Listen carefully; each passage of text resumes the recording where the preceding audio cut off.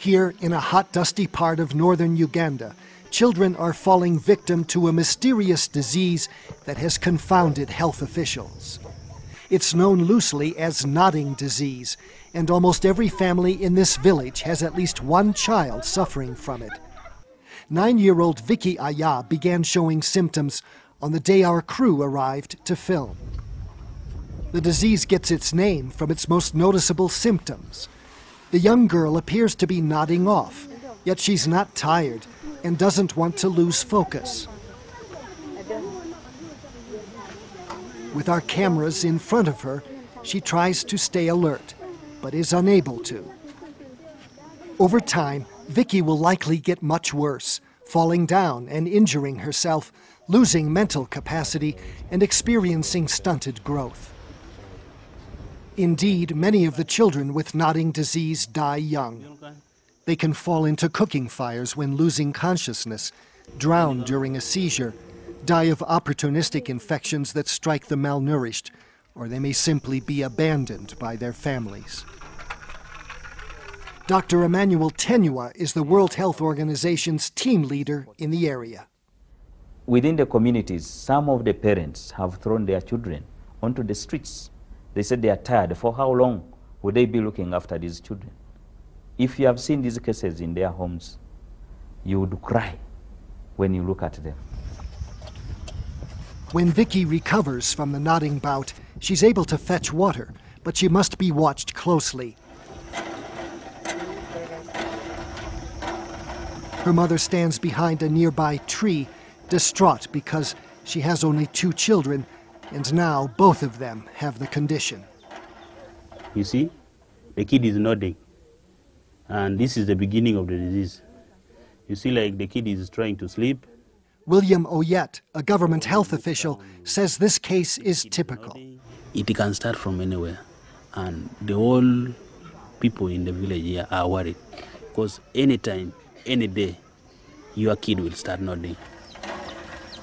As we film at the pump, other children are brought to us bearing scars from their falls. When you see the scar here, when he falls, he cannot now talk. He's still confused. He cannot tell what happened exactly.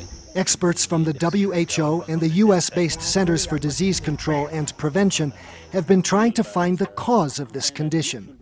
So far, they've come up empty-handed. Why it only strikes children is also a mystery. Dr. Scott Dowell is the CDC's lead investigator. Yeah, and that's one of the most characteristic features of nodding disease is that age distribution. It really is very tightly clustered between 5 and 15 years of age. In the study we did in northern Uganda, it was 93% of kids were in that age window. And I don't know why that is. Throughout the village, some parents of the children are desperate. As cruel as it seems, this mother keeps her son tied at the ankle with a rope so he can't wander off.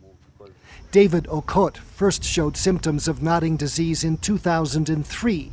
He's 15 years old now, but he looks much younger. He spends most of his days angry and confused, tethered to a post on his family's hut. David has a mental disability. Some villagers consider him dangerous. But he can move anywhere and has become a problem here. Almost everywhere you turn in the village, there are more children with the disease. Hello, Monica is 13 years old, and when you look, he has stunted growth and cannot go to school, cannot do anything. This is Odong Tony, and he's 11 years old, and when you see the syndrome has affected the growth, he cannot do much. The head, the saliva is all over the body, and he's really malnourished when you see the hand. Many of the affected children are malnourished because eating food seems to spark bouts of nodding and sometimes seizures. Epilepsy drugs have been used to control the episodes, but they do not cure the condition, for which the key question is, what's causing it? I wish we knew. It's really frustrating. We know now from the most recent investigation that it is a brain disease. There's clearly something wrong with the brains of these kids who have it. We've documented by MRI scans that the brains have some atrophy, and by EEG that the brain waves are abnormal. In fact, some of the kids with nodding have almost continuous seizure activity, although they appear fairly normal. So we understand the pathophysiology of nodding, but we still don't know what causes it.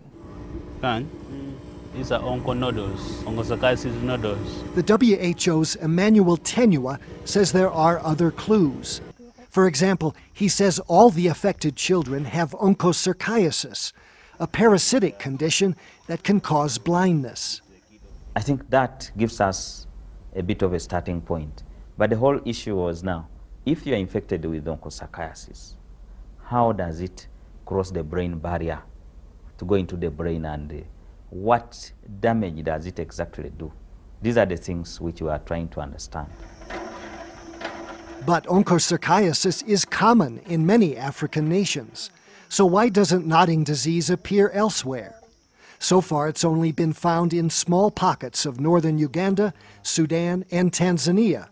But the number of cases is growing. That's raised fears that it could spread to more areas, sparking a greater sense of urgency in the health community. But in this village in northern Uganda, the sense of urgency couldn't be any greater. To them, it's not a medical mystery.